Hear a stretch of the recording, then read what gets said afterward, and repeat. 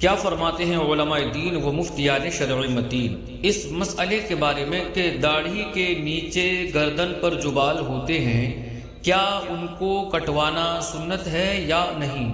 بسم اللہ الرحمن الرحیم۔ الجواب بعون الملک الوہاب، اللہم ہدایت الحق والصواب۔ چہرے کی لمبائی میں قلموں کے نیچے سے کنپٹیوں، جبڑوں اور ٹھوڑی پر جمنے والے بال، جبکہ چوڑائی میں کانوں اور گالوں کے بیچ بالائی حصے کے بال داڑھی ہے۔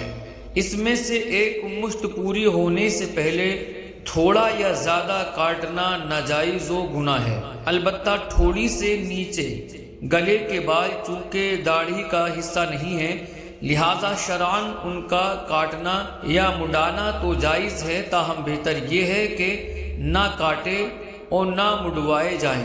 یوں ہی گردن کے دیگر حصوں کے بال مڈانے کو بھی چونکہ علماء اکرام نے ناپسند فرمایا، لہذا انہیں بھی کاٹنے منڈوانے سے بچنا چاہیے۔ ہاں اگر پورے سر کے بال بھی منڈوانے ہوں تو ساتھ گلے و گردن کے بال بھی منڈائے جا سکتے ہیں۔ داڑھی کی حد شرعی بیان کرتے ہوئے سیدی اعلیٰ حضرت امام اہل سنت الشاہ امام احمد رضا خان رحمۃ اللہ تعالی علیہ فرماتے ہیں کہ داڑھی قلموں کے نیچے سے کنپٹیوں، جبڑوں، ٹھوڑی پر جمتی ہے اور عرضاً اس کا بالائی حصہ کانوں اور گالوں کے بیچ میں ہوتا ہے۔